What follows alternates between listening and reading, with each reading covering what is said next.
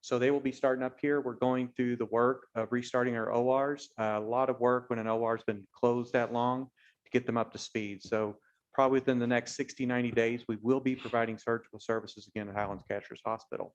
So very excited about that. On the front of education, so one of the other pillars that we really focused on is our people. And I think as many of you know, that's challenging here. It's not just for the hospital, but for many of our businesses. So we went down the path of growing our own. You know, there's a lot of young people in our communities, a lot of people may be looking for a career change. So we started up a certified nursing assistant program with the hospital. This is certified by the state. We ran our first class back in May, graduated 6 students. We're looking to start another 10 students with a class here in the next 30 days. And I just want to emphasize, we're really trying to support our students. So it's a 6-week program. They are hired in as full-time. Before they start the class, they are paid full-time with benefits while they're in the class. We totally pay for the school. There's nothing out of pocket. They get a uniform allowance and they get a sign-on bonus when they complete their CNA certification. So that's a great first step. The other thing that HCA is doing in our market is providing a path for our young people to get into nursing. HCA acquired Galen School of Nursing. They currently have 8 campuses across the United States. They are bringing a 9th campus here to Western North Carolina that will bring another path. And I can envision where you take a student out of the high school, they go through our CNA program, and then they go on to get their nursing degree or some other career path for that matter. So very pleased with that. I think it's a great investment in our people and our resources in this community. The last thing I just wanted to talk about briefly, the 4th point was something about what I call sustainability, but it was a question I got a lot, which is what happens after the 10-year agreement is up with HCA? What happens to our hospital? And candidly, you know, what I told people is that if we invest in the first components, make sure we have quality care, we invest in our people, and we're the provider choice, that's a natural byproduct. You know, we're going to be very successful. We've seen significant growth. Our ER has seen 70% growth over last year. A lot of that's because of what some of you are talking about with no parking on the streets. There's a lot of people here. And we get ranked number 1 or 2 in our company with our emergency department pretty much every quarter. So we have a great emergency department. Those things do drive success. The other thing is the capital investment. And I have been nothing but blown away. For a hospital our size, the investment has been huge. As an example, since I've been here, over $7 million has been invested in the infrastructure itself. Boiler upgrades, air handler upgrades, our whole electrical power plant's being upgraded.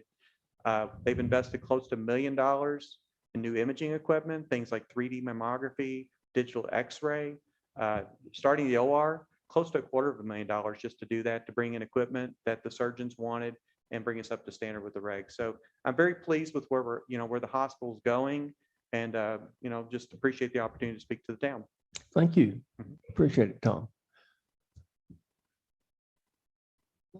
The other 2 items on my in my report, and our town manager and I had this conversation along with our code enforcement officer, Officer McCall, this week, and it centers around construction noise. We have ordinances now where construction can only start at a certain time in the morning, 7:30. It's supposed to end at 6 on weekdays. That is being pushed now with all the building and everything that is going on. The other issue is that heavy construction is not allowed on weekends, Saturday and Sunday. In the language of that ordinance, there's also a reference to landscaping, and it is rather ambiguous, and I'm going to ask possibly that the land use committee go back and revisit that ordinance, in that there are cases where commercial landscapers are coming in on Saturdays and Sundays using multiple leaf blowers and so forth, and creating a level of noise in a neighborhood that is similar, or if not even louder, than a lot of the construction noise that we don't permit on the weekend from commercial construction companies. There's kind of some ambiguity there in that the way the language is written right now, it might include a homeowner running their lawnmower on the weekends, which I don't think that original ordinance was intended to do. It was just to curtail construction and commercial operations that generate noise. So I'm going to ask that our land use committee review that and then come back to the board and see if we need to amend and modify that ordinance to address that issue, because again, it gets into, we don't want to degrade our neighborhoods by having construction going on 24/7. Something that is related to that we talked about, and I'll again ask a committee to review this, and that is our noise ordinance. Especially now, this time of year, we're having bands in town playing. I think Josh and I reviewed that. They're supposed to stop playing at 11 o'clock. And it's not necessarily the decibel level, but just playing music in a commercial venue past 11 o'clock can be a disturbance of the peace. I'd like again for us to review that, maybe public safety or another community committee. Should that kind of activity go on up to 11 o'clock or 10 o'clock or 10:30? I just would like to see a review of that. And then finally, on our wonderful 4th of July holiday, we had a lot of people in town. We had great concerts. The board has put in a policy on the night that we're doing the fireworks in the park. Alcohol is not permitted. A number of years ago, there were some issues that law enforcement noted about having alcohol on the 4th of July in the park because we have high density of crowds. We have high traffic volume. We've got kids running around and so forth. I'd like for us to look at that policy again and see if that needs to be improved, modified, changed, or whatever. The police chief will be able to weigh in on that and give a perspective also that we don't need to do now. But those are some things that I'd like to see us review in the coming meetings and possibly take action. So that is my report. Next would be the commissioners' reports or any committee reports that we might have. Do I have any reports from the commissioners? Mr. Mayor, I've got a call from one of the Tom's employees. Said that she has been renting for years, works at the hospital. Her landlord has decided to sell, and I think she just walked in late and missed the public comment period, but she's in dire straits and wants us to be aware that housing for hospital employees is very serious. Okay, thank you. Any other reports or comments? Hearing none, we'll go to the town manager's report. Mr. Ward. Well, I'd like to inform the board that the Laurel Street Alley situation we've been discussing for months has had a remedy. Our street crew, electric crew, and our water crew, I would like to think they jumped in there last week and relocated that alley within the proper legal right-of-way that it needed to be. To do that, they had to pipe an area that we got approval through the state. We basically moved off of the private property that's going to be redeveloped soon. And these guys did a great job, and I just feel like we saved the town a lot of money going through our guys and them doing the work here, and they did a real good job, and I just want to make sure that they take the credit for that. And it turned out great. The only issue we had right now is we had some folks from Mountain Findings parking over in the grass there. We're probably going to have to put up some ribbon. And I know Mountain Findings, we've talked with them several times, and they've got definitely a parking issue that they're going to have to straighten out coming up. I know we've got the extra parking that the board approved last month, but I feel like that that's something they're going to have to look at in the future. But again, we're going to probably put some ribbons up there, you'll see, just to get the grass growing and then move forward. So that's all I have.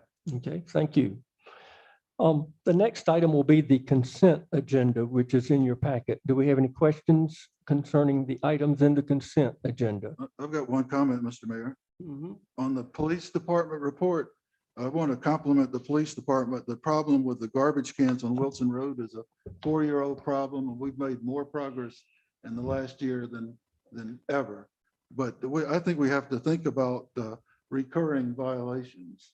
You know, people are just simply ignoring our regulations about disposal of municipal solid waste. Okay. And I would agree with you. I noticed Officer McCall's code enforcement report was very extensive. Yes, sir. Yes, good. All right. Any other comments before I ask for a motion to approve? I move to approve the consent agenda. Second. All in favor, please signify by raising your hand and saying aye. All right. Thank you. Item number 8, that is the recognition of the new physicians at the Blue Ridge Health Clinic. I had the opportunity to be at the ribbon cutting at the Jane Woodruff Building several days ago, and I've invited Robin Tyndall, the director of the Highlands Cashiers Health Foundation, to introduce the new physicians at the Blue Ridge Health Clinic. Absolutely, my pleasure. Thank you for this opportunity. First, just let me say I put information in front of you about our foundation and our most recent project and priority. And I just want to emphasize lifting health and well-being together is what we're all about. We're excited to work with all the health care entities in our community, including our hospital and our private physicians. And now we have this opportunity to increase access to healthcare through a new primary care, not-for-profit health center, Blue Ridge Health, Highlands Cashiers. It is going to be so exciting to hear from our new physicians, Dr. Ann Davis and Dr. Christy Fincher, and I don't know how much time they have. I said maybe 5 minutes each. Sure. Okay, and then let me also just say, our priority this year is to fund with donations from the community as well as our reserves to establish this new health center, get it going to a sustainable future.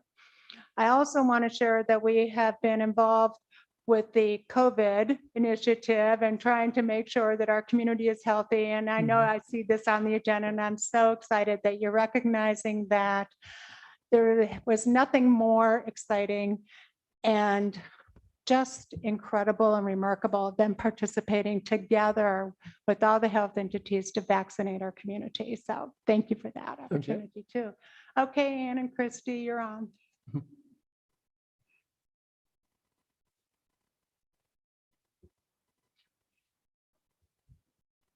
Welcome, doctors, to the community. Thank you. Thank you so much for welcoming us. Not just you all, but the town and the plateau. Everyone has been absolutely delightful. I'm Dr. Ann Davis. I'm a family medicine physician. I grew up in Richmond, Virginia, and have been lots of places, including Chicago in the meantime.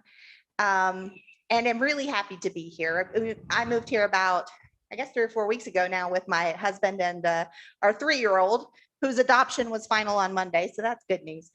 And I'm just so excited to be here with my family and get to practice medicine the way that I want to practice medicine and the way that I think that it should be practiced, where we get to take care of everybody. My first day I had a baby and I had a patient who was 95 years old on my schedule. And that's family medicine, and that's the spectrum of family medicine, and that's what we want to do. And so we're so excited to get to be here and to do that family medicine primary care piece of that. So the hospital can do what they do, and we can do what we do, and we can all work together to make sure everybody's as healthy as possible. And we just really do appreciate the welcome that we've gotten from this community. Hi, I'm Dr. Christy Fincher. I am originally from Easley, South Carolina. Spent time growing up vacationing in the area. I have family in Waynesville, North Carolina as well. And so spent some time practicing in Charlotte. Was really excited to get to move back to the area. Had wanted to live and work in Western North Carolina and was thankful for this opportunity. I am a family medicine physician and am excited about this opportunity to practice medicine, just like Dr. Davis said, my way, which is to take care of everyone from little infants to the moms, the dads, aunts and uncles, and even the grandparents. I also appreciate the opportunity to take care of seasonal residents. Having family in the Waynesville area, a lot of our family friends are seasonal residents. So getting to hear some of those concerns health-wise growing up was something that I was excited to be able to give those residents some peace of mind to know that while they're here, they do have medical care. And I've been here about 3 or 4 weeks as well. The community's been very welcoming. And again, we couldn't provide the care that we want to provide to our patients if we didn't have partners in the community to get those resources, whether it's imaging at the hospital and those kind of things. And so we're very thankful for the welcome that the community has provided in that partnership, and just thankful to continue to meet the community. It's been such an edifying experience so far, whether it's telling me where I should go hiking or, telling me about how this area has changed so much and grown. So thank you for the opportunity. Excited to be here, and let us know if we can help in any way. Thank you so much. We're glad you're here. Yeah. Thanks for being here. Mr. Mayor, I just think it's important the community to support all of our doctors and everybody have a local physician. I got calls from several of my out-of-town neighbors who didn't have a local physician and had a problem, and it was a crisis. Thank you. All right, the next item on the agenda, a resolution recognizing the volunteer efforts of the COVID vaccine clinic. We have Michael. What?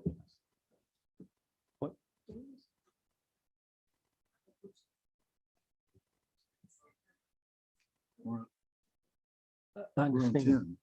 Oh, that's number 10. Okay. This is coming up. This is coming up, okay? But right now, the ninth item is resolution of the recognition of the volunteer efforts for the COVID vaccination clinic. I had conversations with Michael Burrell and then Robin Tyndall about this recognition, and I felt like the board needed to do a resolution. And let me just explain what will be happening. In August, in the middle of August, there will be a volunteer recognition event over at the Bascom. And I would like the board to pass a resolution recognizing the volunteer efforts of the COVID vaccination clinic, and also fund a plaque that would be presented to the volunteers at this event. And then the Highlands Cashiers Health Foundation would be the caretaker of the plaque and could determine where it would be displayed. So I also have right here the language of the resolution, or what would be on the plaque for you to review. But I would encourage the board to pass that resolution and let us go ahead and proceed with the funding and having that plaque made. Move for approval, Mr. Mayor. Okay, Second. second. Any further discussion? Hearing none, all in favor, please raise your hand and signify by saying aye. Aye. Thank you very much. The next item is a public hearing, the rezoning of request from Bennett Williams at 1459 South 4th Street, and that is B3 commercial to R1 residential. Do I have a motion to open the public hearing? Second. All in favor, please raise your hand and signify by saying aye. Thank you. We now are open for the public hearing, and the first item would be Mr. Mathis, our assistant planner, with staff comments. Thank you. So on May 13th, the petition for rezoning was submitted to the planning department by Bennett Williams. The application is for his property at 1459 South 4th Street. The lot is 0.28 acres and located within the balance area of the town's watershed. Currently, the subject property is B3 commercial, but the building operates as a single-family dwelling. Mr. Williams is requesting that the property be rezoned to R1 to fit the residential nature of the building. The planning board reviewed this item on May 24th and recommended approval. Okay. Next would be public comments. If anyone would like to make a public comment concerning this hearing, please come forward, state your name, and make your comment.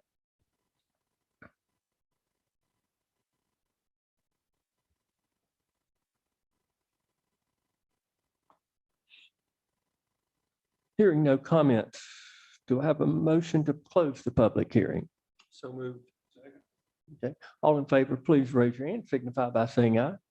Thank you. The hearing is now closed, and the next item would be the action by the council.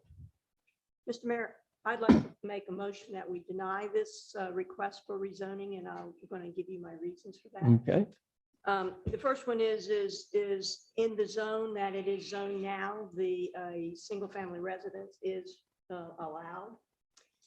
There's been some statements that says that this is consistent with our land use plan, and I do not believe that it is.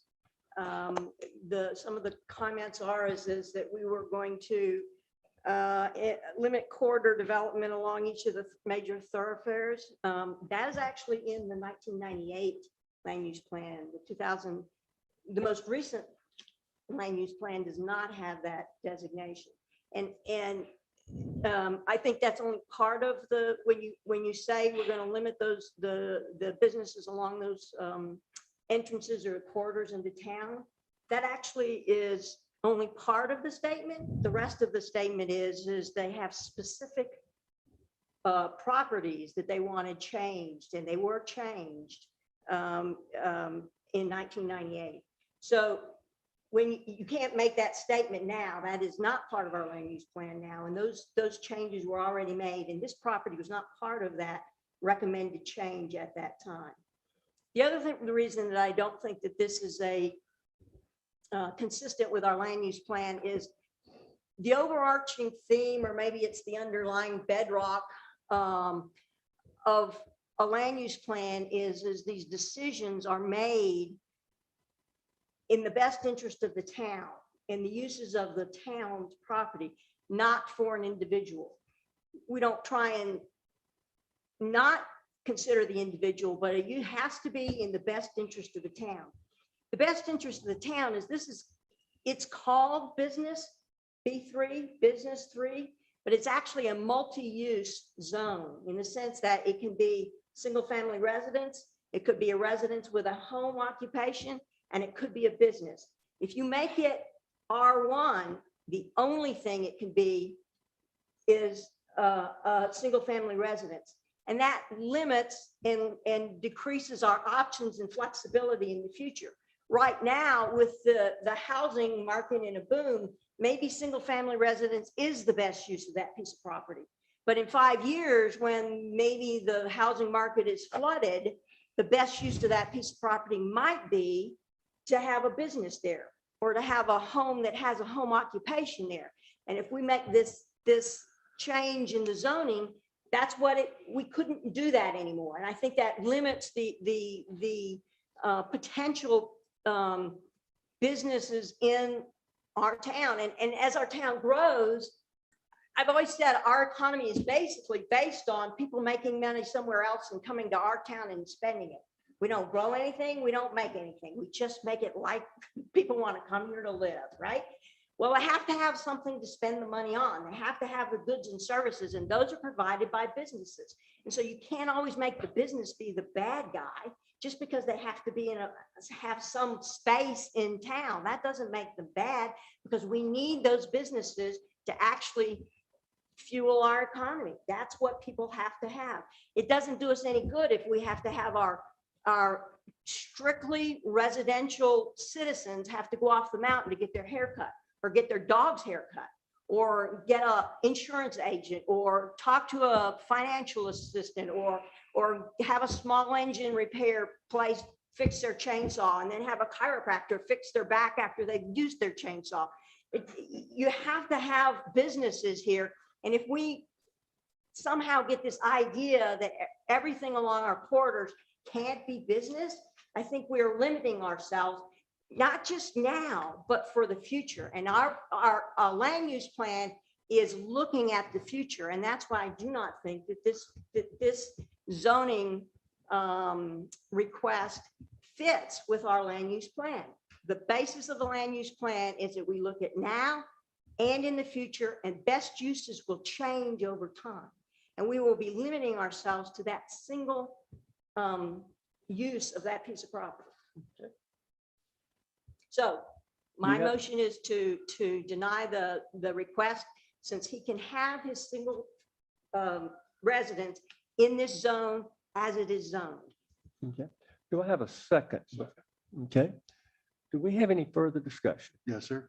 Okay. Well, Amy, I politely disagree. I've worked in so many cities, and Buzz would know more about this than me, that have too much commercial land, and you don't have a thriving downtown area because you've got all of this commercial up and down the major thoroughfares. And I think it's important that we have a thriving downtown area, and I'm going to vote against it. Well, Mark, you need to have a little bit of history here, because you're right. And I actually have these, thanks to Gibby and Michael, have the maps that what our zoning looked like in 1990. The first land use plan that really started looking at this was passed in September of 1989. Mhm. I wasn't on the board then, but Donnie was. I was on the board 3 months after that. And Right. basically, we took that, which looked like basically half an octopus because it had tentacles going out, and we reduced that lot, that business by half for 2 reasons. One of them is to protect our central business district. And part of that is not just protecting the business district, but protecting our identity of place. Right. Okay, that too many towns, small towns, Main Street became a ghost town because everybody moved out. We didn't want that to happen. But the other was to protect the appearance of the approaches to our town. We didn't want that concrete building, building all the way into town. And we did that, and we have done that. And that's where I was referencing the 1998 land use plan, which actually took what we had done in the early 90s and reduced that down, and reduced it down by 5 more properties. And that's all they recommended. The latest land use plan is in 2005, which is, I guess, 16 years ago. Right. It talks about you need to look at things and see what fits for now and in the future, what best uses are. So we've already done that. This is like the guy who needs to lose 40 pounds, and so he restricts his food. He loses the 40 pounds. He's where he wants to be. He still restricts his food, so he doesn't go back to 40 pounds overweight. But it's still, he's not becoming underweight. And I think it's important that we realize that we do have to have space for businesses in this town, particularly as we get more citizens who are here longer times of the year or even year round. So I understand what you're saying, Right. but I'll have to disagree that this is not part of our land use plan. And you have to match up the utilities with the land use, where's the sewer service? But I will ask Josh to pull a 98 land use plan so I can read that too. Thank you. Okay. I have it here, but yes. Any further comments or discussion? I'd like to add a comment to what Amy's saying. I think there are businesses, certainly from the real estate point of view,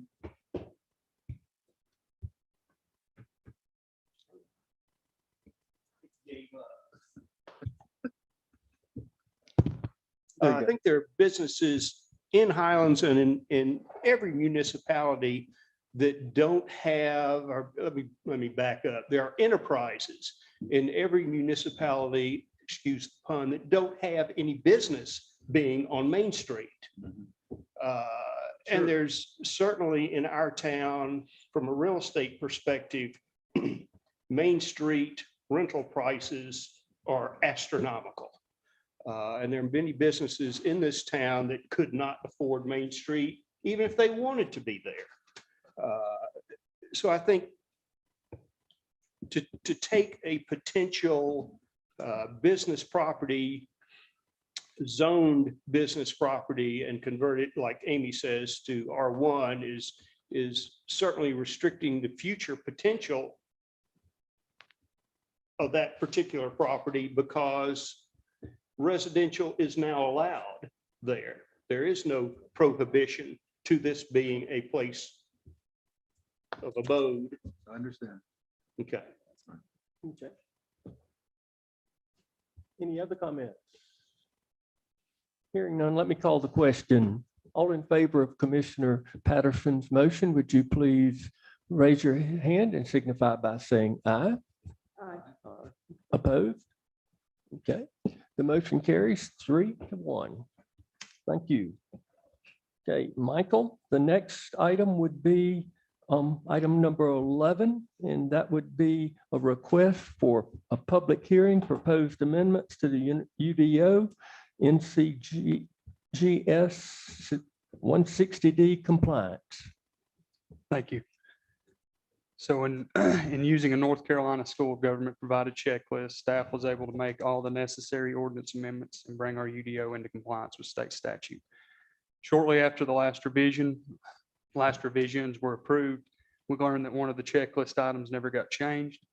The ordinance applies to all development approvals. According to state statute, all development approval applications now have a 1-year vesting period. The exception of this ordinance is the issuance of a building permit, which remains at 6 months. Planning Board reviewed this item on June 28, 2021, and recommended approval. And the recommendation is to set a public hearing for the August 19th, 2021 Town Board meeting. Okay. We have a motion to establish a public hearing. So moved Second. at the next regular town board meeting. Correct. Okay. All in favor, please raise your hand, signify by saying aye. Aye. Okay, thank you. We will skip item number 12 in accordance with adjusting the agenda, and we will have our town attorney present when we move forward with that item. Okay, number 13, Winship Partners LLP subdivision, Holt Circle preliminary and final plat approval. Michael Mathis. A preliminary plat was submitted to the Planning Department by Winship Partners LLP concerning a property subdivision at 655 Holt Circle. Currently, the property is 10.39 acres located in the R1 zoning district and in the critical area of the town's watershed, which is watershed 3. According to the town's Unified Development Ordinance 8.2.1 dimensional standards, the minimum lot size for a property located in the R1 zoning district and the critical area of the town's watershed is 1 acre. According to the preliminary and final plat prepared by L. Stephen Foster and Associates, the 10.39 acre parcel will be split into 2 lots. The first is 5.42 acres and the second lot is 4.97. Both properties will, 1, share an existing driveway, 2, are already connected to town utilities, and 3, are separately metered. The recommendation is to approve the Winship Partners LLP preliminary and final plat as submitted. Do we have any questions of Michael? Okay, Michael, the driveway that exits the property on the southern side of the road that's indicated on the survey. Kind of takes a little work. Jenny Woodard, do we know where that goes and what it's used for? Buzz, I don't. I believe it dead ends right there, but I'm not positive. Do we know if that's a right of way? On the survey, I did not see a right-of-way designation.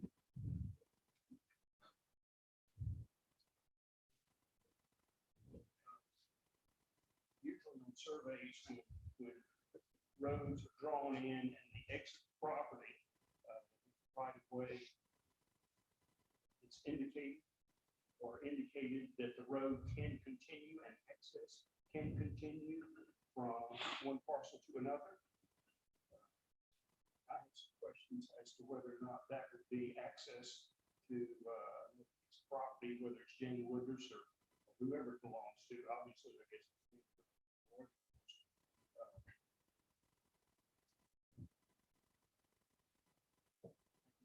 Wondered what the ownership partners, do you know what they have plans for that, whether it's to give access to that parcel? I do not. The only thing I do know from the surveyor is that shared drive will be used to access those 2 lots. The one behind it, I do not know. Right. This one too. I agree with you. It should be labeled ingress, egress, and general Yeah, utility it easement. it needs to be, we need to determine whether or not that driveway all of a sudden will serve 3 separate parcels and maybe more if Ms. Woodruff's estate decides to do something different out through there in the future. I don't necessarily have a problem in the subdivision. That's just a quirk in the plat that I think needs to be addressed before I feel comfortable in approving it. Would you recommend tabling this until we have that information? Unless that information is provided tonight, if anybody from Woodship Partners is in the audience that could explain. Sounds like it's not. May I ask Josh if he agrees? I'm sorry. Sure. Josh, do you agree? There's questions on the plat. I know they were in a rush to try to do that. I think this is a family division, but I'm not exactly sure. But do you anyway, agree that the- this is something that definitely needs to be looked at Right. to see if it accesses another lot. Right. Is Woodship Partners related legally or by blood to the Woodruff estate? Yes. Okay. But you're right. You're protecting the future owner, so I think you're right. Well, and, with the way it is now, literally, from a real estate point of view, whoever it may be, either it's Jane Woodruff or her heirs and assigns, will have access across this property to her property to do whatever. It could be a single home, it could be a whole new subdivision. Based on the way this is drawn. And that changes what would be allowed in the driveway. Yeah, two can come off a driveway, but more than that, it has to be a road. Right. Right. Falls back on our other ordinances. Right. And only 2 lots can share a driveway, so this would be So if, this will be considered a third if it does access this property. I don't know if this is an existing road or an old road bed. Well, it probably have to be existing, otherwise it wouldn't show on survey. Well, you see the other road that goes down through, there's an old road bed. I know that's going through the upper parcel there. So I don't, Yeah, but it's accessing the other parcel that they're subdividing. So that's their problem. As far as I'm concerned. hold on, just 2 seconds. Well, What it's the I'm he- attorney's problem somewhere down the line, the title search. That brings up something, Michael, this old road that's on the plat here. When the change to the UDO ordinance that we tabled that talked about newly created, Mhm. is that newly created or not newly created? No, that would be an existing. That's an existing, even if it's just an old road bed that you'd actually have to go in and clear out all the pine trees that have grown up in it. It's existing, so it wouldn't come under the ordinance of having to be paid. As it sits right now, if it required a right-of-way designation, it would, as the ordinance is written right now. Right, but Yeah. we were changing the ordinance to this newly created. Yeah, newly created subdivision roads. Yeah, I had a question of what newly created actually meant. So I, Newly cleared, newly accessed, newly used, newly created. I mean, we got a lot of old logging roads around here that aren't newly created, but they are, I don't know, potential new roads. Mhm. so newly created was the wording I chose. I'd, looking back at the subdivision ordinance that we'd amended about a year ago. If we're able to talk about this, I know we tabled it, but it showed, or it said requiring a right-of-way designation is where we were going. Any new or any subdivision road requiring a right-of-way designation. The reasoning for the change was there are certain developments around Highlands that were approved subdivisions that do have right-of-way designations. As of right now, and the road was never built through it.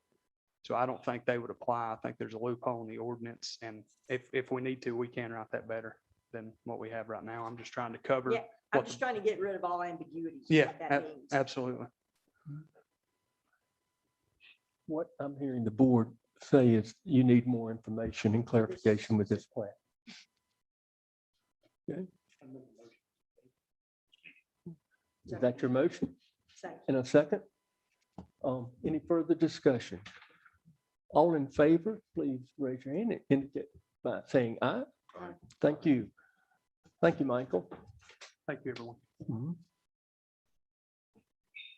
Okay, item number 14, the Third Street sidewalk proposal update. Josh Ward, if you recall, there was a proposal made at a previous meeting, and we were going to come back. The staff would have more information so a decision can be made.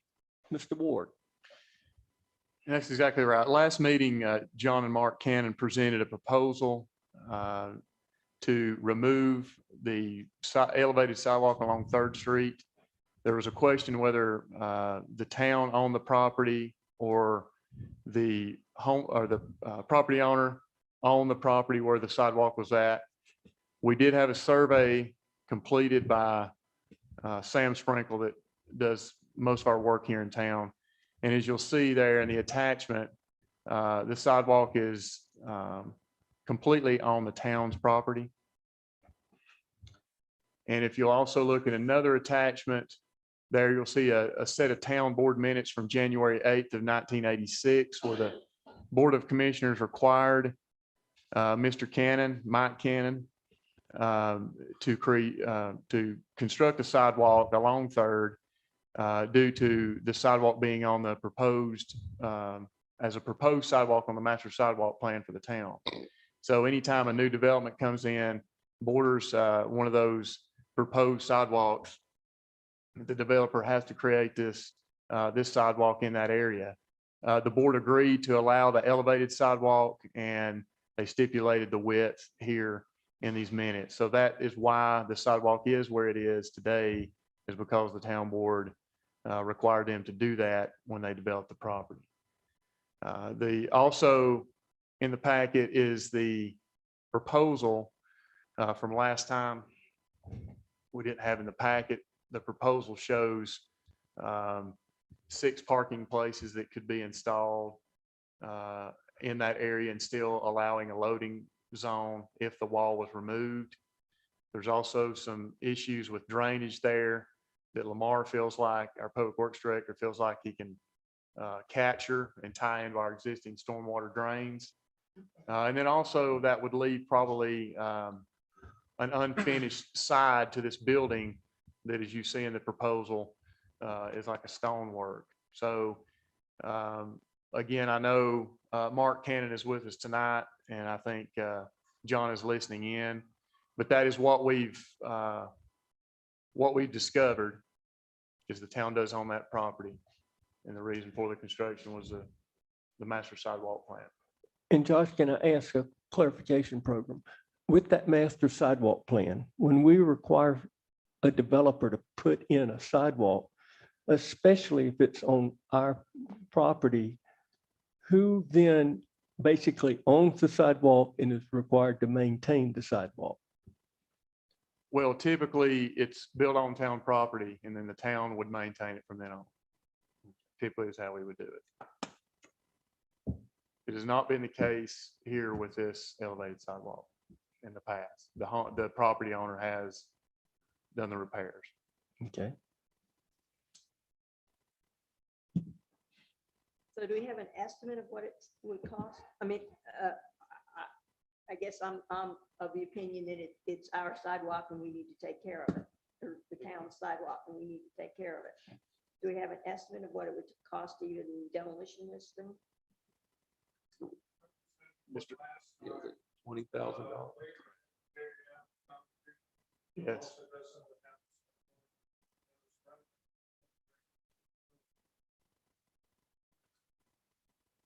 So if we were to remove the sidewalk, then we would have the cost of developing the parking. And I will say this, from the original Main Street plan, when you add parking near our own Main Street, there is a long-term financial benefit to the downtown area with people being able to park. So that would be another factor. How much would it cost, Josh, to actually do the drainage, resurfacing, and blocking off the parking spaces? Lamar Nick said that it would cost around $15,000. We would do, the town crews would do the drainage, felt like we could trench it in, install the drainage and tie it into the existing system. And then you would have paving on top of that and striping as well. Now, I don't know that your estimate included putting anything back on that wall. Okay. And again, that wall would be private property, obviously, that they would probably need to do themselves. My concern is there's no place to walk except in the street on that, if we put parking there. And that's become a very busy street. So we do have the sidewalk on the opposite side, so you can cross over Yeah, but Third, if take I'm the sidewalk and parking down. there, getting out of the car and getting to Main Street, how am I going to do that without walking in the street? That's a good question. I worry about the damage to the building. If we tear down is it gonna be our contractor or their contractor? It's their contractor. Well, it'll be our contractor that tears We- down the sidewalk and then their contractor would have to rebuild the wall portion. No, the actual proposal was from NJM to demo the wall Yeah. and haul everything off. And And he would then, we would come in to do the drainage and the paving. But since we're footing the bill, it's our contract. Yeah, with our, Would be if we footed the entire bill, yes. Does Lamar have an opinion about this, about the possible damage to the building? We did not discuss the damage to the building. At the time of the discussion, the Cannons were looking at demoing the wall and asked if we could put the drainage in and pave and stripe the parking. And that's what we were looking at the time. We were not looking at contracting it ourselves to demo the wall. Oh, I The understood Mark sidewalk. last time to say that we would be, he was asking for the 20,000 to demo. Mr. Cannon did ask for the entire yeah. cost, but the discussion we had on site with Lamar and the Cannons was they had got this quote to tear down the wall and ask if we could go in jointly and fix the drainage and then pave it and put the parking in. So that was where we were looking at that point. That's why Lamar did not have an opinion on, on the demo. And I would say would be leery of doing the demo just basically because of that, not knowing what you're going to get into with issues in the wall. Right. It is a concern for sure, because you don't know what's behind there and what you're going to get into in the wall when the elevated sidewalk is demoed. Well, the sidewalk was added after the fact, correct? So it's not like it's structurally,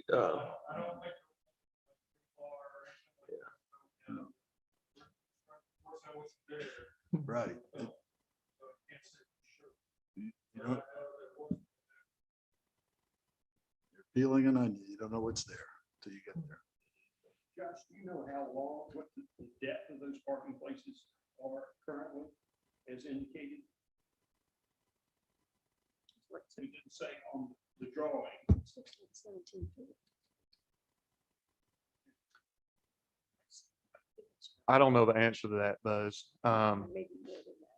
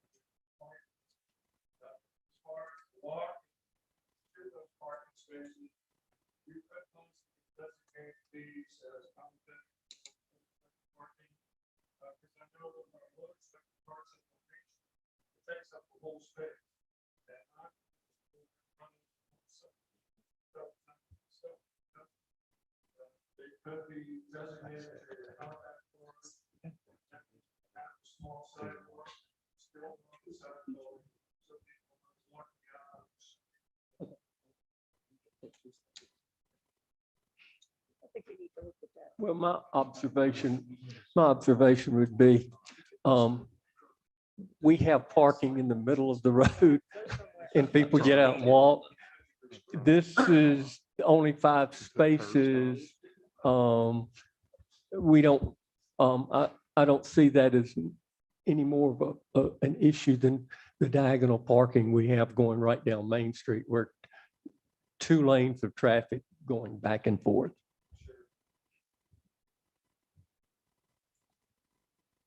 I want to make sure I understand, Mr. Mayor. Are they asking for permission for them to tear down the wall at their expense? No, we would do it all.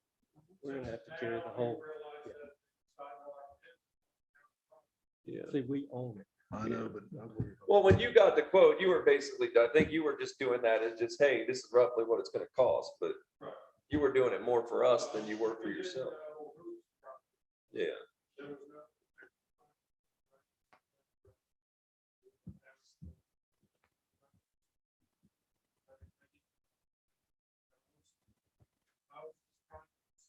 Yeah.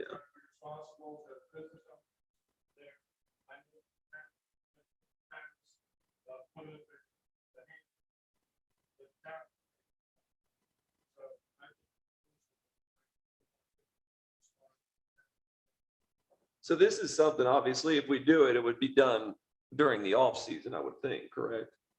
And so that gives us, could we get some, like, would it be possible where the car stops are, could you not push those back a couple feet and not have not an actual port sidewalk, but even if you just painted it red, like the opposite side of the road, enough to what you're saying, when you get out of, or when you're walking to your car, you can sneak like in front of the cars. Like, is the road wide enough, I guess, to where you can have 2-lane traffic and angled parking with, Probably have 2-lane traffic and 2 parallel parks. yeah. I don't know, but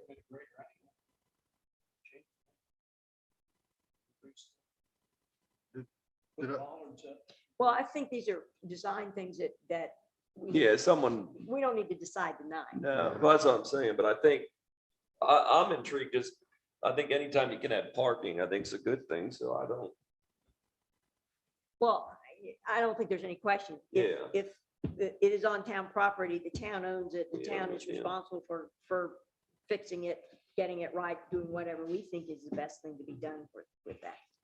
And it seems to me our town engineer needs to go Yeah, back and yeah, reevaluate Right. and come to us with the proposal. I agree with that. If we're gonna have stormwater issues that he can fix. Well, Right. and also the building. I think you said he hadn't looked at what damage might be done to the building if we tear down the wall, Josh? I think we need to hear from Lamar before we go ahead. Lamar was definitely supportive of the plan. Now, we didn't go over a sidewalk on that side, but he was definitely supportive of the plan. But again, it wasn't, the concern was they were going to do the demo, so they would be liable for the demo. And so now it, you know, being put on our shoulders, it's something that definitely Lamar needs to be. Right. We come up with a further plan. Right. So what I'm hearing is the concept that this is our sidewalk and we have to take action. The board agrees, but we now need to have a better understanding and plan before we authorize any funding and authorizing the work. Get our design, figure out what. Yeah. it's Get the costing, design and figured amend out. our budget. Okay. but I don't think with that sidewalk being added after the fact, I really don't think it's gonna be that much of an issue.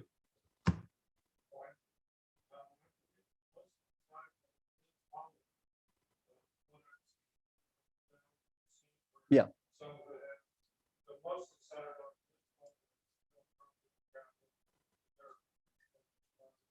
And there's a concrete block that's exposed. Yeah.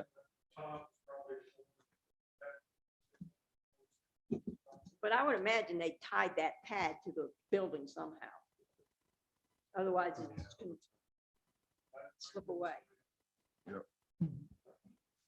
Maybe, I don't know.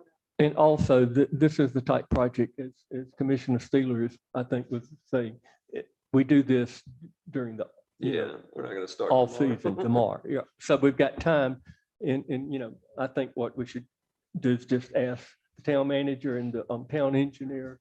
But I to think come that in. gives Mark his answer that Yeah. Right, we're going to proceed. Okay. All right, we're in agreement. We'll move forward then. Our next item on the agenda would be the Clay Macon County Hazard Mitigation Plan Update Approval. Josh Ward. You have in your packet the Clay Macon Hazard Mitigation Plan update. This is simply an update for the existing plan that Macon County currently has.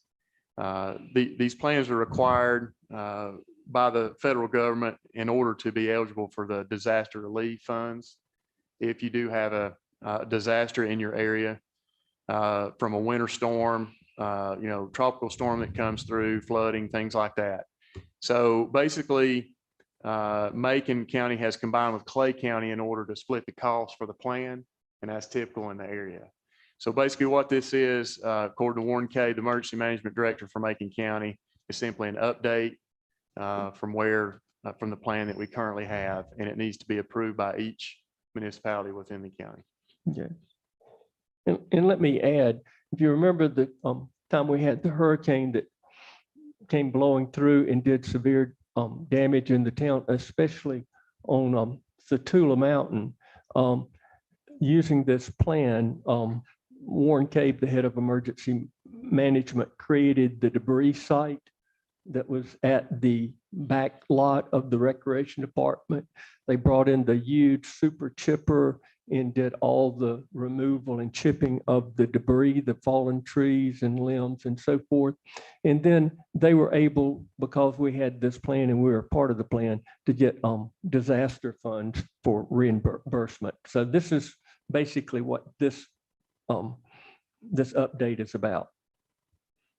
So I move we approve the resolution to adopt the Clay Macon Regional Hazard Mitigation Plan. Okay, go Second. second. Any further discussion? Mhm. Josh, this is not something that we have, this is not an update to anything that we have already adopted. Is that correct? This has been adopted by this board in the past. It's a requirement, it's a requirement that each county and each Okay. municipality within Yeah, that I county. understand that. I didn't remember that this had been already adopted by the town. And so this is literally an update to something that we already. Yes, Yes. it is an update. I remember that. Okay. Any other questions? We have a motion on the floor with a second. All in favor, please raise your hand, signify by saying aye. Thank you. All right, item number 16, comprehensive plan update. And it would be Mr. Jake Petrosky of Stewart Consultants. Welcome.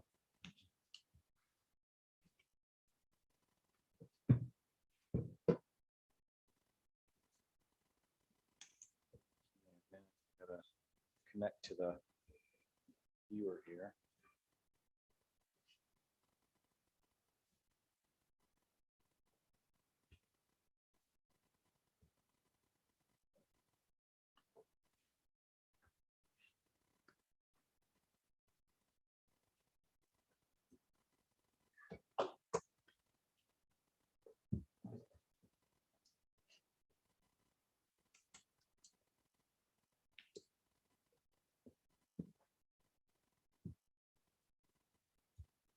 Okay, it says it's connected to the screen beam.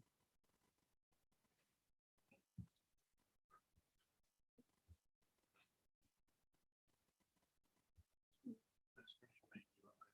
you have to switch it?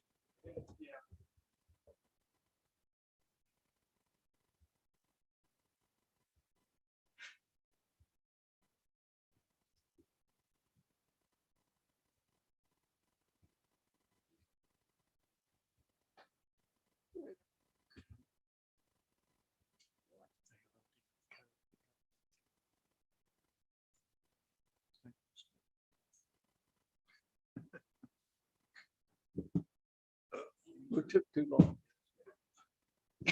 There we go.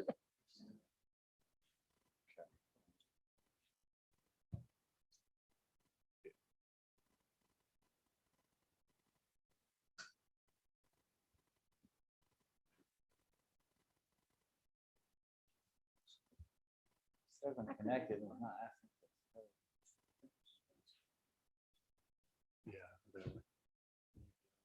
Yeah, you're right. I have to change. But I could make it work either email or this.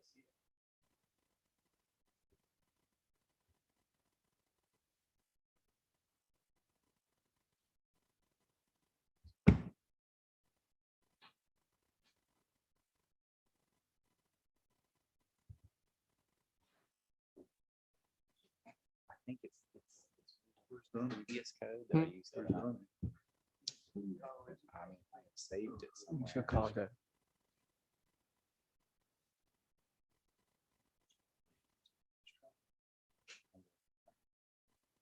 Change the password or something. Can't leave it at.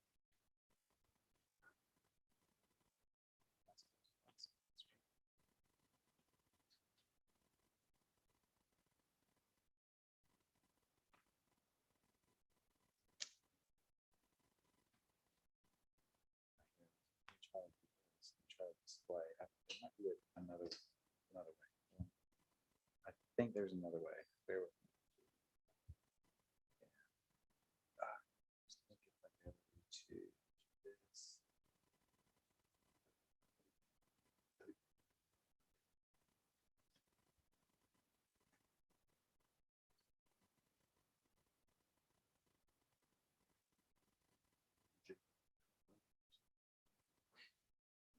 He came to meet the other doctors and they got away.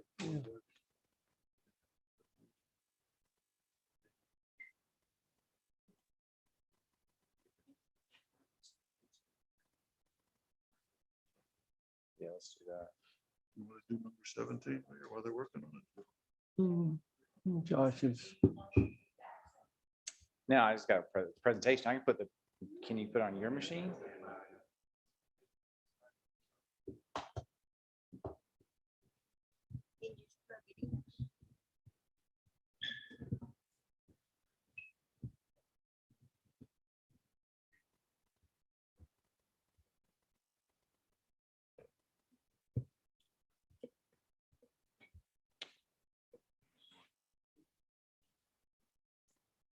Okay, there we go. All right, I guess we're getting too All right. fancy. I feel like I'm a little farther away from y'all. I don't know, I might have to talk a little louder.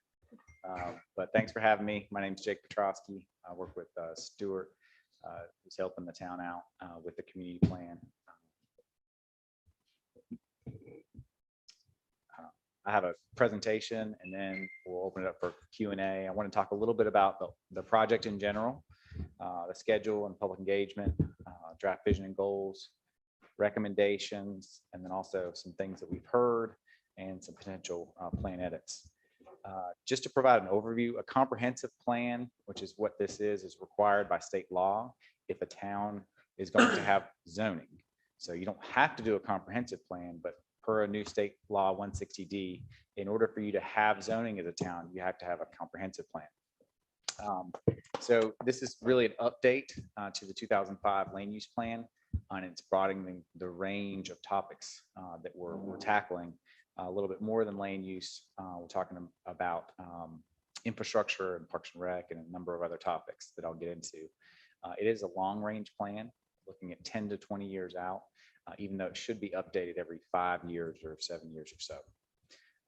It provides guidance on land uses and intensity and design. Also, the contents can direct staff work plans and programs, infrastructure investment. It's collaborative. This community plan is really meant to document a community conversation, and that community conversation is meant to happen regularly, every 5 to 7 years. And really, it's talking about what we're doing well as a town, what we need to address, and what we need to change moving forward. It is a policy document that provides overarching policy for the town, but it can lay the groundwork for future regulations as well, if there are some changes needed. In terms of schedule, we've been working on this since last summer, and we are nearing the end of the plan development phase and beginning the adoption process. There is still time to make some adjustments based on what we're hearing from members of public, planning board, and also the town board.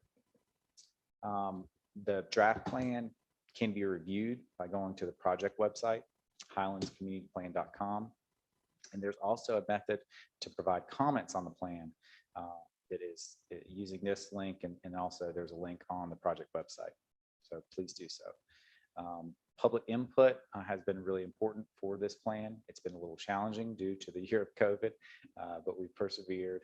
We've had a steering committee that has acted very diligently and met, I think, a total of five times over the course of the project. And I really appreciate their work and their commitment to the town to talk through issues and shape this plan. We've also had stakeholder interviews, public meetings in October, and then also public meetings earlier this month in late June, in-person meetings, and then also virtual meetings for folks that could not attend in person. And we met with the planning board on Tuesday, and we're here tonight to talk more about it. And we'll talk about next steps a little bit later. Overall, survey results were very significant. We had over 1,000 folks take the survey, a mix of mostly part-time and year-round residents. So that's good. Also, a few folks that work here and own property here and that sort of thing. Based on the public input that we received, we've drafted vision and goals and then recommendations to move us forward towards those goals and the overall vision. Their overall vision is that Highlands is a vibrant and scenic mountain community founded on the beauty of the plateau's natural environment, the uniqueness of its village character, and the richness of its area's culture and history. What creates that character and that vision? One, and these are the goals, town character is really important.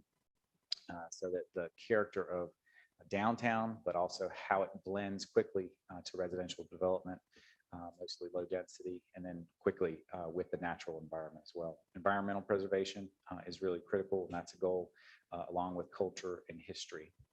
A pedestrian focused goal is something that we created, creating a downtown, especially commercial areas that emphasize pedestrian comfort and safety due to the high levels of walking that we have in town and the desire to be safe and continue that.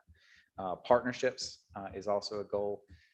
The town can do a lot to control what happens within town limits, but the overall, the plateau is greater than town limits, and it will take partnerships to make sure we preserve the plateau and the quality of life on the plateau. So that's with Macon County, with Department of Transportation, with Highlands Cashiers Land Trust, and residents and businesses and development as well.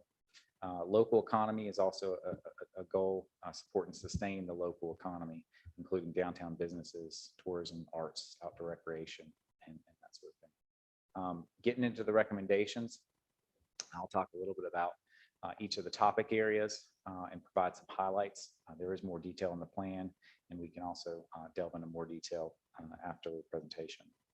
The future land use map is a cornerstone of the plan. The 2005 land use plan was mostly a policy-based land use plan and didn't have a map component, but we felt like it was important to have a map to help guide the development design in different areas of town, rezoning and infrastructure decisions. That's where this comes in. Each character area represents a set of uses and intensities, and I'll kind of hit the highlights of some of those. You'll note that the land use plan does cover more than the town limits. The reason why we elected to do that is due to the fact that there is potential for the request to come before this board for voluntary annexations in the future, due to the fact that you all have water and sewer service and other town services that some developments and landowners might want to request that annexation, and it's important for you all to have something to base the approval of that annexation with, based on what they want to do with their property. So it does provide some land use guidance in those areas, but it would only come into play when there's a voluntary annexation request. Just to hit some of the highlights of these character areas, you'll see the yellow area is low density residential area, really meant for mostly low density single family neighborhoods. This is your R1 and R2 districts. There's a lighter green area and that's conservation design. Here we want very low density overall. And these are areas with sensitive natural resources. There's a lot of steep slopes and also valuable habitat and that sort of thing.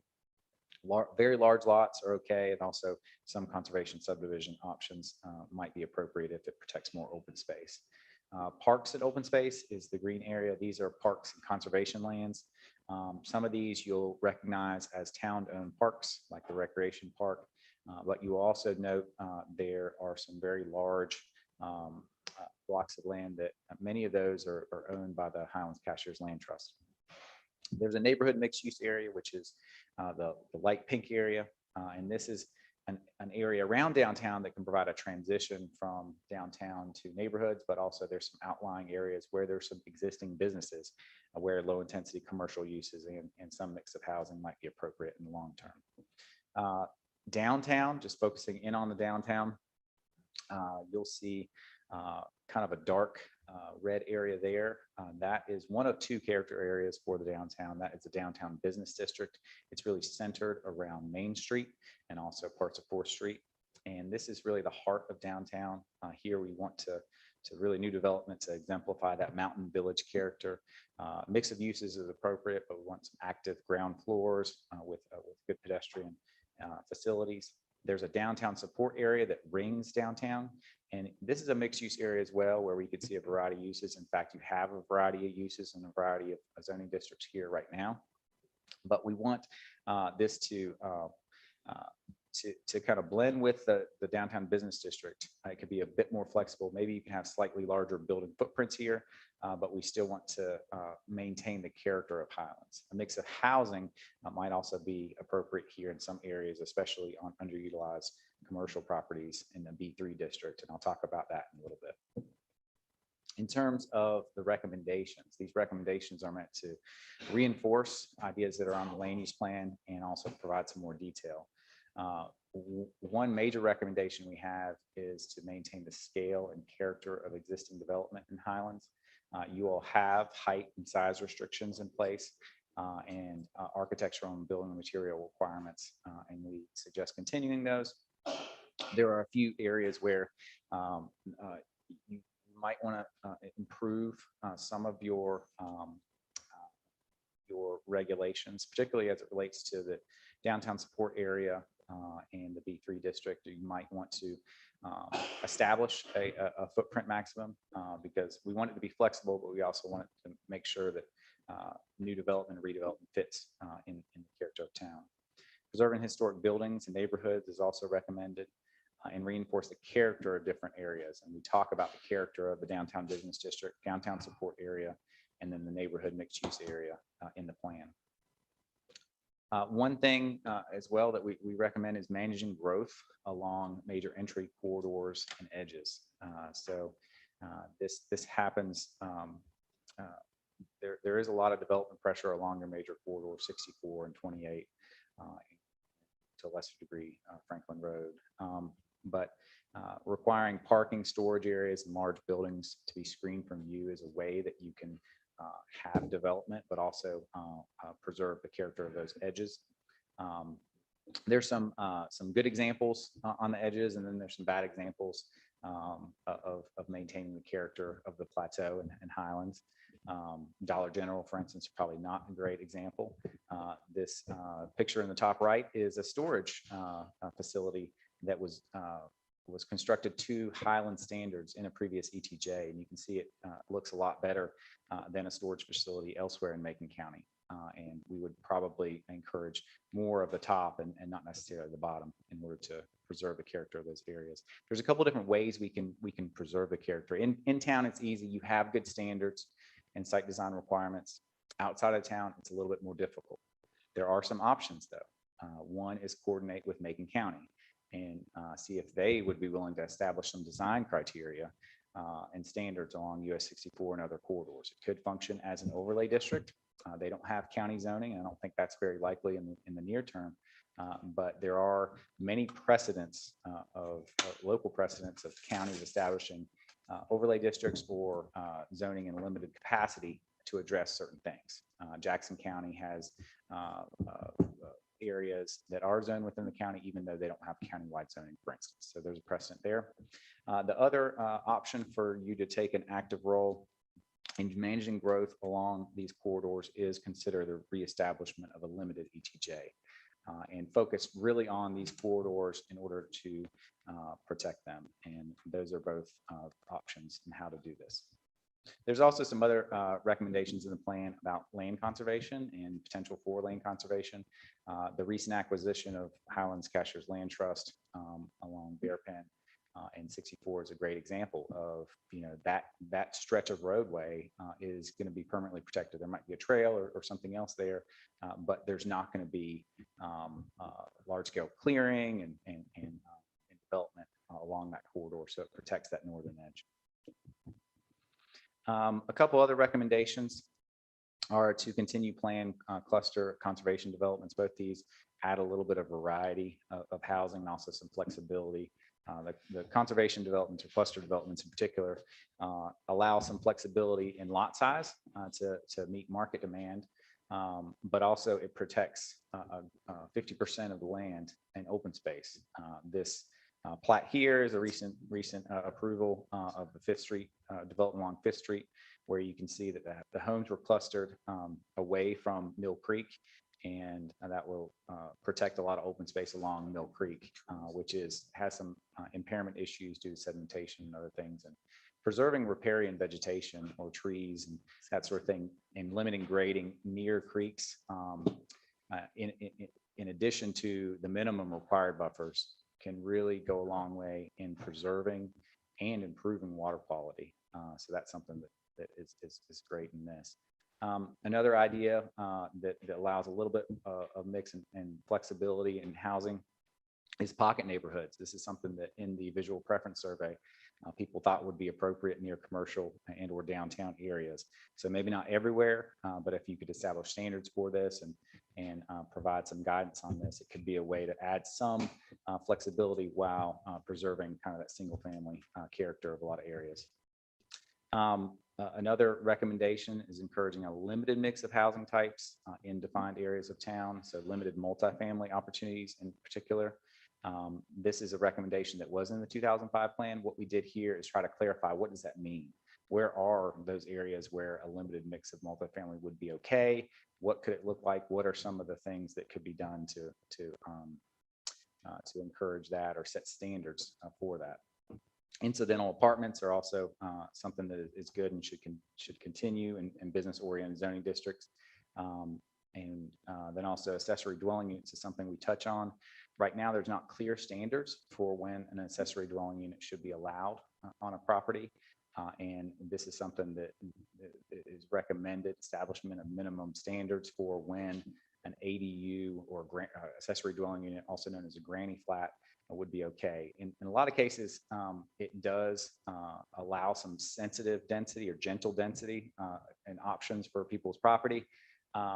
But we want to make sure that they have a minimum parcel size. We want to make sure they're not putting it right on top of another property owner, make sure they have minimum parking, that sort of thing. Those are the types of standards that we could add to this and clearly distinguish between accessory buildings like a shed or something like that versus an accessory dwelling unit where it might have a kitchen and a bathroom. Somebody might actually be living there. So you can see that there might be some slightly different requirements from a shed versus accessory dwelling unit. The other thing, as I mentioned, is multifamily housing, and where and how to allow this housing variety is something that we thought about, talked with Josh about, and looked at in the plan. The B3 zoning district, particularly underutilized properties in that B3 zoning district, might be a place where this is appropriate. You have some areas that were previously commercial that are underutilized or were preemptively zoned as commercial and not used. These are typically located along major roads, near downtown, and that sort of thing. Some of these might be an appropriate place for some housing variety. Some barriers to doing that currently are minimum acreage requirements. Right now, there's currently a 2 acre acreage requirement, and some of these properties might fall just under that. So revisiting that is suggested, and also allowing slightly higher densities. Right now, you allow 4 dwelling units per acre as your max density. In some cases, a 6 dwelling units per acre might be more appropriate, or up to 8. You want to put a cap on there at some point, because we do want to keep it smaller scale.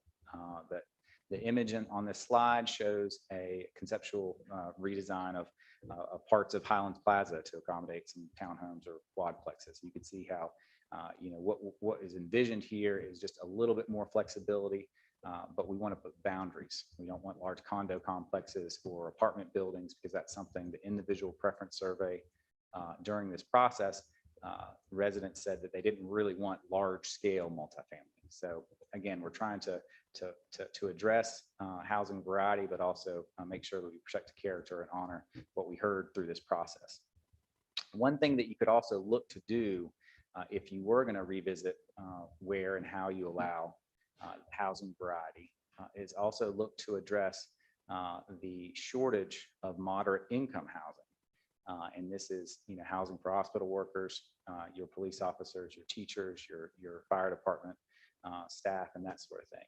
So if you were to provide an optional zoning district that folks could opt into and say they can go from 4 to 6 units per acre, well, you could then say, well, one of those units has to be a moderate income home. That would be a way for you to move the needle slightly and address that moderate income housing shortage. Moving on to short-term rentals. We talked a lot about short-term rentals. I had a question about short-term rentals in the survey, and have since had many discussions with the steering committee and the planning board. We talked about short-term rentals as well. The state identifies things that the town can and cannot do to regulate short-term rentals.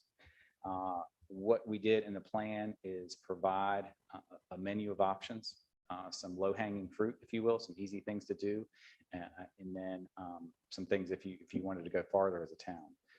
The low-hanging fruit are things that should be considered first is an optional short-term rental registry or no-fee permit of sorts, continued enforcement of trash and noise ordinance, and also monitoring in a way to understand the problem a little bit more. There's been a handful of police reports filed, but there might be another method, either get people to report it more often to police, or provide another way to prevent or provide information on issues. Education and outreach to rental owners and also neighbors of rental owners is something that is probably going to be beneficial, emphasizing rules, requirements, making sure folks understand existing ordinances. This is something that the planning department and the police department would be willing to partner with each other and kind of do some education and outreach on this. How to be a good neighbor, essentially, is what that would be geared towards. Another way to regulate short-term rentals that is relatively straightforward is HOAs, homeowners associations, can regulate short-term rentals without any action from the town, as long as they're an active and organization that's willing to do that. So they can put any number of limits on short-term rentals in neighbors without any town action. So that's another avenue. More discussion might be needed for the next one, but there is a way to regulate short-term rentals via the zoning ordinance and establish and define short-term rentals as a particular use. And then the town could do any number of things once that is done. Identify the location where those short-term rentals are allowed by right, establish design criteria that would lead to them being permitted, or special use permit requirement as well. It might be that you want to allow short-term rentals by right in around downtown or non-residential districts, And then you might establish more criteria in residential districts. You could also define a minimum length of stay, i.e. you can have 1 night rentals, you have to have 2 night rentals, or 3 or 5 or 7, or however many you want. And that could be a way to protect the integrity of certain neighborhoods and not have people just stay for 1 night and then leave. So they're more invested in the neighborhood. You could also, according to the school local government, there might be a way to differentiate whether the home is a full-time short-term rental, so no one ever lives there that owns it, or whether it's a seasonal resident that the owner lives in part-time of the year and only rents it out for part-time. So you could see how this is a pretty important delineation. If you live in a neighborhood part-time a year, you're going to be more invested and potentially take better care of the home in the neighborhood than some owner that doesn't live there and is really renting out night by night or that sort of thing. So you could do a lot of these or any combination of them in different areas. One thing that we talked about a lot with the planning board is short-term rentals, and there's one more addition to this that I'll mention a little later. Recreation and natural resources is something that we touched on, town and county facilities. And then you also have a lot of other public lands, forest lands, national forest lands, and also Highlands Cashiers Land Trust with public access. So these are the facilities we looked at and made some recommendations on.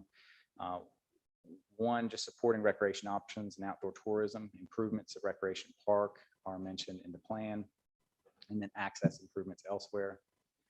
Protecting views and natural resources is recommended, and this largely was in previous land use plans, and we just updated a little bit based on kind of some things that could be addressed a little bit better. Encouraging open space preservation of particular types of open space, so specifying priorities for open space, so that you get the most important things like those riparian areas or steep slopes and that sort of thing preserved first. Tree protection is also mentioned, particularly heritage trees and how we can encourage those to be preserved. Water quality, we talk about a lot, those riparian areas, and then also low impact development. So low impact development is some examples of this are using green stormwater infrastructure like pervious pavements and bioswales, and rain gardens, and cisterns, and even green roofs. These things can really slow the runoff from developed properties, encourage infiltration, so encouraging new development to actually mimic the hydrological cycle and impacts of pre-development. So this is something that is really important because you are at the headwaters of everything, really. So everything that happens up here on the plateau, communities downstream have to deal with natural communities and in cities and towns. So it's important for us to be good stewards of that. Stormwater is something that you'll have to deal with more and more as we get more and more storms like yesterday, and our overall rainfall in the year keeps creeping up. So making sure that you have up-to-date stormwater regulations, and there's some recommendations in the plan about that, making sure that you have adequate staff and staff knowledge to carry out those regulations. And then also looking at particular projects that were recommended in the previous stormwater plan that improve water quality and reduce flooding and that sort of thing. And those projects could be done on an ad hoc basis. There's potential for public-private partnerships, and then there's potential for going after grants and that sort of thing for larger projects. There's also a potential that you all want to consider a utility fee, a stormwater utility fee in future development. But those options are outlined, and some are more near term than others. Downtown and tourism, we spent a lot of time on this, maintaining, enhancing that village feel and character, improving pedestrian facilities and streetscapes, including lighting and wayfinding, managing public parking and studying opportunities for increased on-street and off-street parking, and preserving, enhancing the town's parks and green infrastructure, including exploring additional opportunities for publicly accessible green space near downtown. And there's some recommendations in the plan about that, including looking at the long-term conservation of the Loafers Bench lot or a portion thereof. This is a map of potential downtown improvements. It shows streetscape improvements, intersection roadway improvements, some greenscape space improvements, and potential redevelopment opportunities.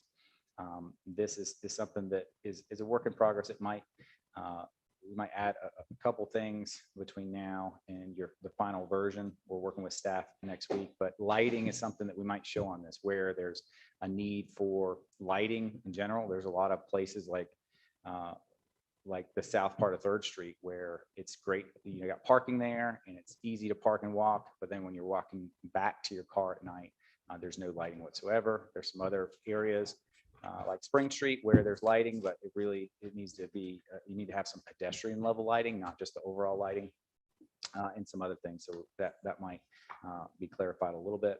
West Main Street is one of the streetscape improvements that is mentioned in the plan. Currently, you have a kind of a ditch and swale section on the northeast side, and 2 lanes of traffic, and then a angled parking. And one potential way to include additional parking along Main Street and also address some ADA issues at some intersections is to upgrade this section of West Main.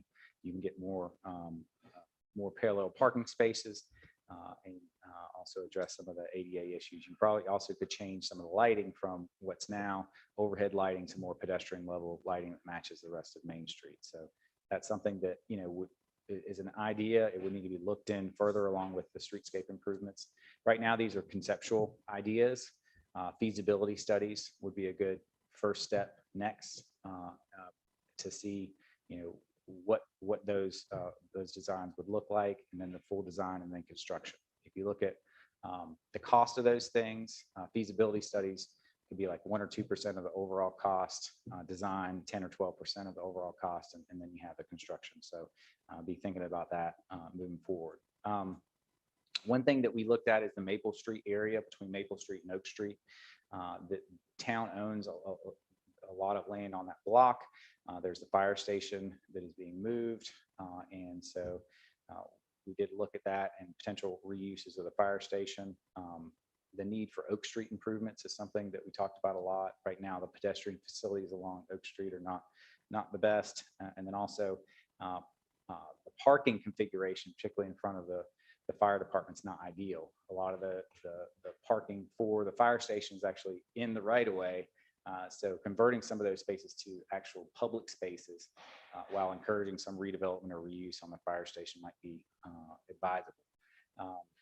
There is a potential to look at additional surface parking and or parking deck in and around this area, or a new park or plaza as part of this.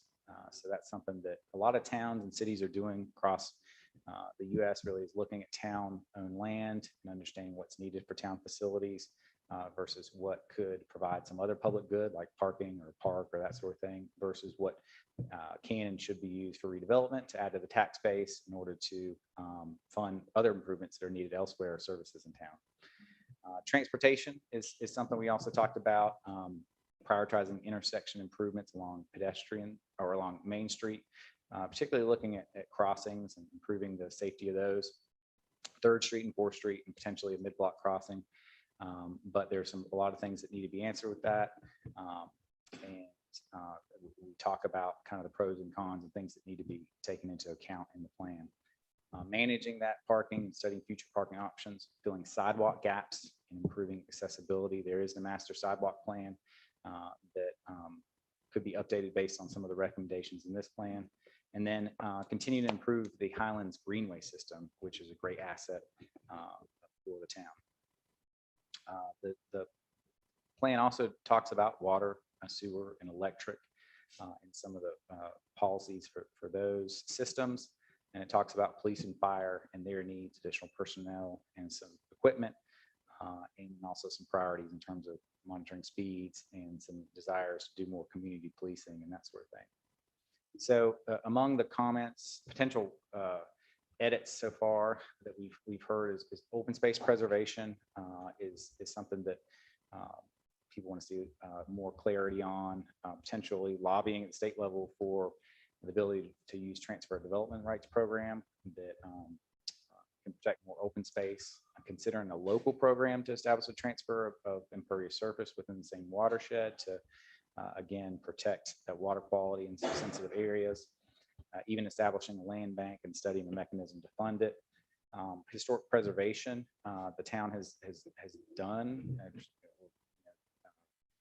done some of this with the historic park, but there are some neighborhoods and buildings that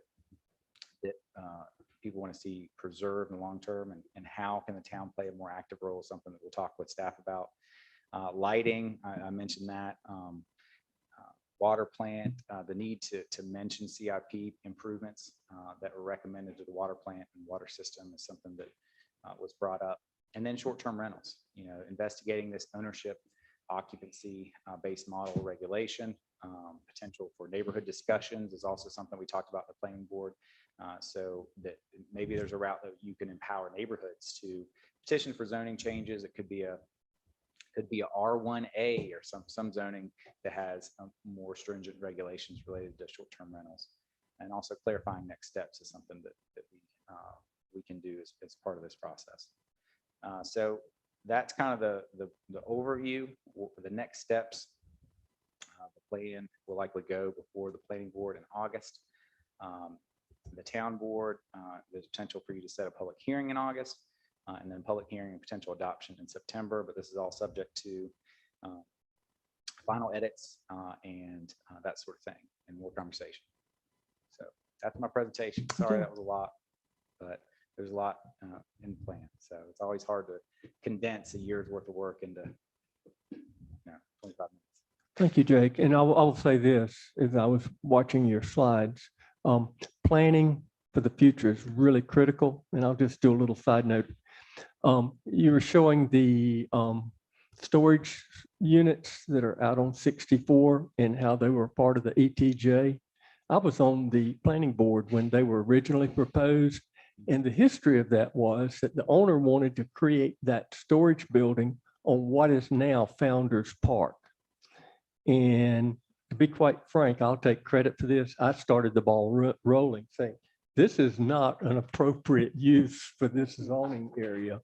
So he relocated out where it is now. Only at that time we had ETJ, and that is, from an appearance standpoint, much better than a lot of the storage facilities we have around. But yeah, I just think it underscores what you're doing and what the community's doing about planning. A comprehensive plan is so important. Does any other commissioner have any questions? I have some questions, Mr. Mayor. Okay. He talked about the B3 support district recommendations. Is that in the scope of this? Or is that something, is that in the scope of what he's doing now? Well, there's some recommendations in the plan Right. that talk about, what changes could be made. Right. But we are not going to, the adoption plan will not change the zoning code. That is a separate thing that the planning board and the staff and you all would have to do after the fact. As I part of the understand. implementation. Is that something we're thinking about asking him to help us with or not? There's I thought- recommendations that he is making in the plan Right. for But there's another step, just like he said. And we have to think about who's going to help us with that or if we can do it ourselves. well, that would be, and correct me if I'm wrong, Jake, but basically this plan, if adopted, would look at basically be a guide into the future for the town board to follow. Everything in there doesn't have to be implemented No. necessarily, but needs to be discussed. But- Like plans in the past. And it's a bandwidth issue, really, like what, in the plan, I think part of the, what needs to happen is after this adopted is, okay, what do you all want to see implemented first and then second? And if it's a high tier priority, then does staff have the capacity to do it, the first year, or is that something a second year thing? Or do you need to bring someone else on to help do it quicker? All that would have to be talked about. I thought that was a really good idea. I was just wondering how we were going to get there. And then the same with short-term rentals. You said we could do zoning ordinance amendments, but I was wondering, is that something we're thinking about letting them help us with, Josh? Not yet? No, at this point, the plan is a recommendation to us. And then the board would have to decide, once they adopt it, which direction to go with short-term rentals and ever-changing legal climate that we're in with short-term rentals. We just don't know what we can do next month. And then I got two more things, Mr. Mayor. It won't take but a minute. Josh gave me the stormwater management plan, and it was a 2007 plan. But he said it had never been adopted, and I was wondering how far that ever got with the town board. I wasn't on the board at the time, and maybe Amy can address. I think some of the things that were recommended were actually done in that plan, and other things were not done. We did the project under Kelsey Hutchinson Right. Park. We did The the milk crate. larger project. pipes Right. on Fifth, Laurel, and Spruce with DOT grants. Right. There were some things that were never done, and it's just one page, and I'll show you tomorrow. I'm talking about, maybe we could look at that as a board. And then the downtown parking and circulation plan, I'm gonna talk to you about that tomorrow. It's got one page of recommendations from 2007. Some of them, I think, have merit, and we didn't include them here. So I just would like to talk about that later. Okay. Any So, other? going back to, I think what the feedback we need at this juncture is related to kind of what we think our priority is and what we think should be a short-term versus medium, because we do make some suggestions in the plan related to what's short-term versus medium-term. And that's something that we could look at. If short-term rentals are something that needs to be short-term, like even zoning, considering zoning updates, and then also the B3, those are both marked as medium-term, so a 2 to 3 year period. So if that is something that you all want to see brought up short-term, then that would be something that, we could change before it comes back before you. Okay. Any other questions? Well, that is something we want to change in there. The short-term rentals we want to take on soon, right? I would think that from the feedback and in the situation, that is a pretty much an immediate priority, yes. And then So that would be 7E for the short-term rentals. That should be short-term. Makes sense. Short-term rental, short-term priority. And then 5C is is looking at housing and housing mix and what can we change on the B3 area. Okay. Okay. Thank you very much. We appreciate it. Okay, the last item, number 17, the fiber construction completion update, Josh Ward and Matt Schuler. Josh? Mr. Mayor, I'd like Matt Schuler, our IT director, that, as you know, has been the lead in this project, to come up and give us an update of where we're at right now with the plan. I'd also like Matt to address some concerns that Commissioner Hayne has as well, that he has mentioned in his public records request. Okay, would you pull this forward, Matt? Would you pull the podium forward?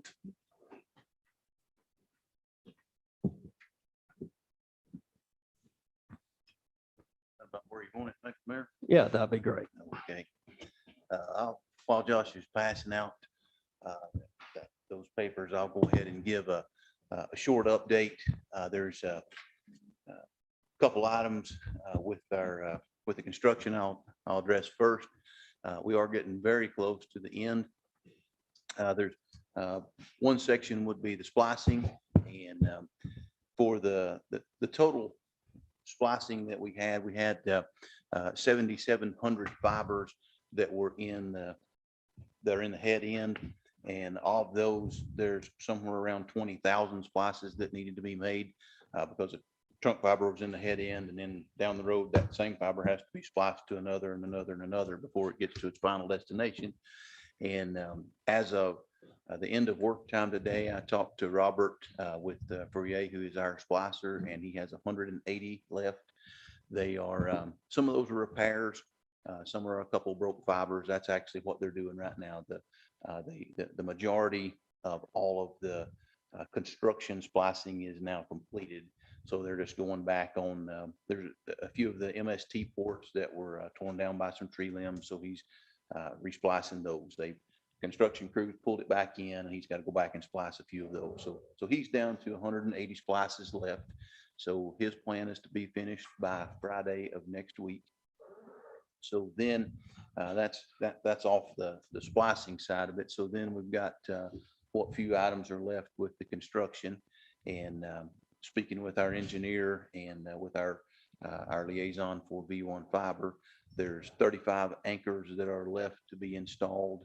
Our engineer went back and actually had them put a few more in after they took a look at it again. They said, well, we feel more comfortable if these few anchors were back in, and gave them a list of about 180 at the end of the project. They had placed everything to begin with, and then the engineer decided, well, we think we'd like to see these. So that's what they're doing now. They've got about 35 left to go, and just a few other things there. You may see that they're hanging the splice cases now. Those that have been on the ground around town where they were working on those, they're now in the process of hanging those back.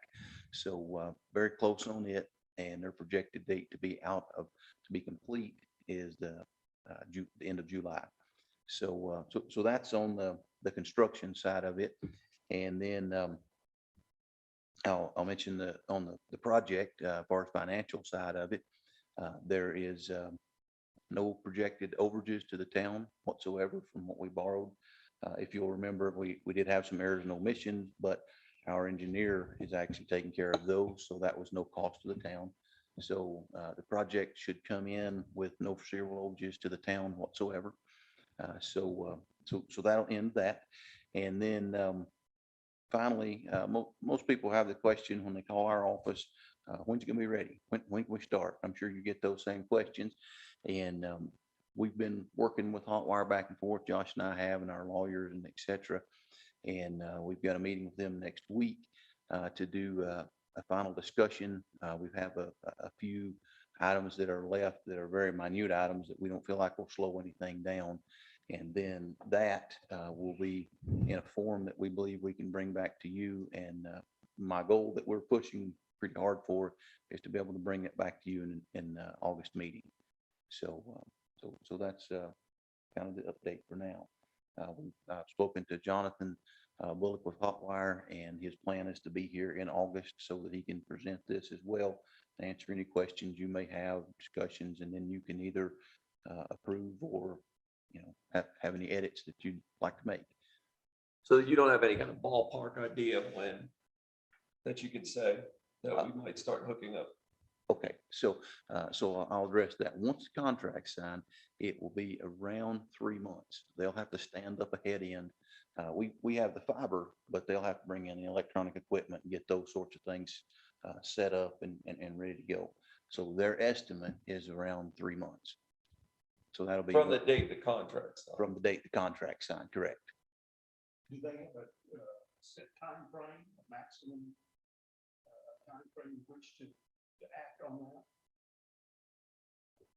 I have to go back and look in the contract to be exactly sure, but I don't think there is one for that. I'll have to look, but I can get back to you. I just don't have it with me right now. And there may well be one. I just have to look at it again. It's been a little while since I covered that part. Matt, I have a question on the Yes. construction and the Yes. final splicing. The engineer, we have a third party that's verifying these connections and that every fiber is lit, correct? Well, yes, we do. And we're also doing that ourselves. So when we finish verifying it, it's actually our staff right now that are watching those be lit to know that they're all correct. Okay, because We also have an engineer, Palmetto Engineering, who's a subcontractor back to Wide Open, if you remember that. And so that particular engineer will be looking over every result and everything else. But our staff eyes are actually on it right now to Okay. make sure that they are all correct. So one more question.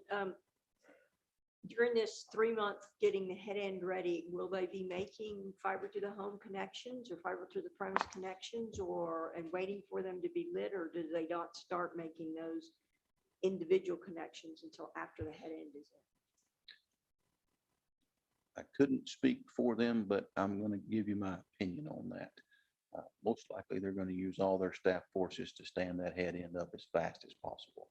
And then as soon as that happens, now during that time, for sure, folks will be able to go ahead and sign up and be ready for service and those sorts of things.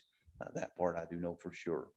But as far as, I believe they'd use all their staff forces to stand up the head end to begin with.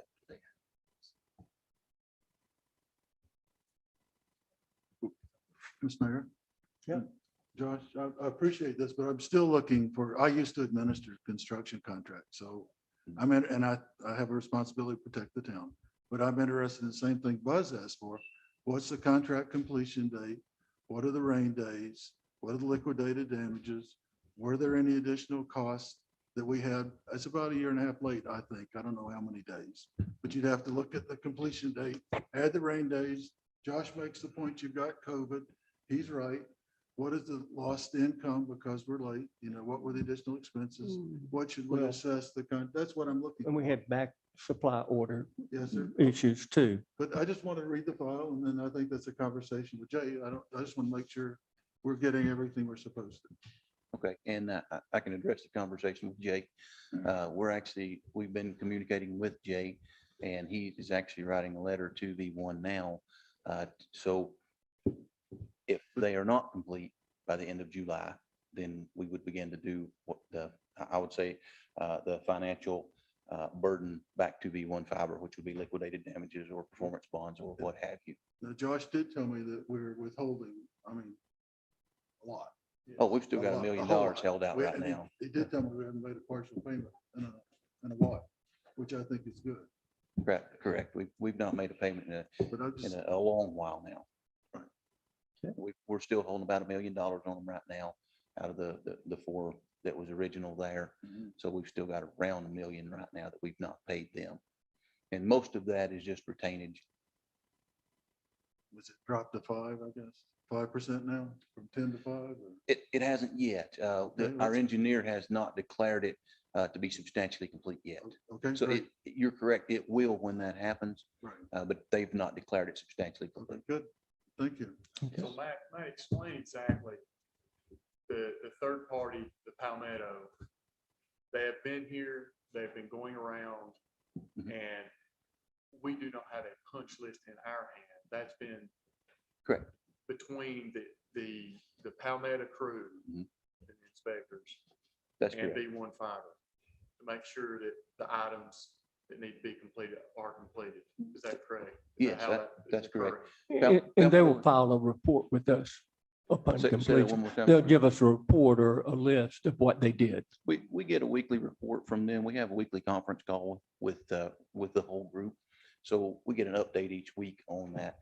But Palmetto comes, they're the engineers that are on the ground here. And so he's been around. He actually chooses to walk the entire system. He's in good shape. But anyway, so he walks the entire thing, making notes, photos of everything that needs to be done, changed or whatever. Also, the liaison from V1 Fiber goes with him at that point, and he's making notes as well. And those things that they can change immediately, he doesn't wait until the report's done.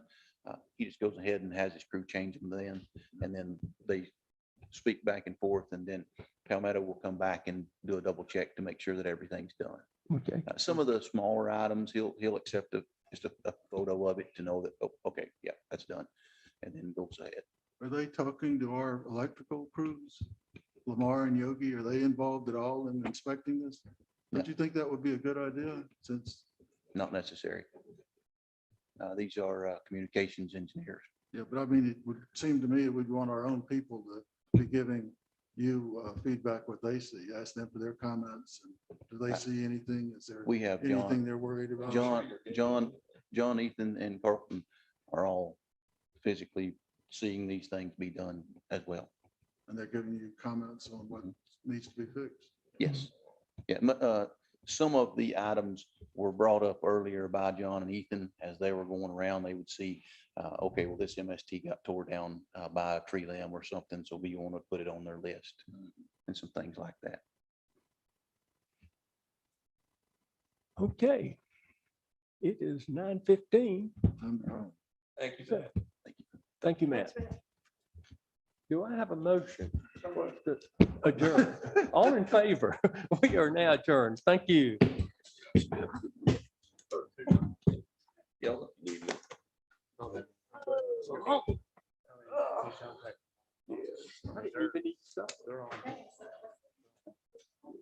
Fall asleep yet.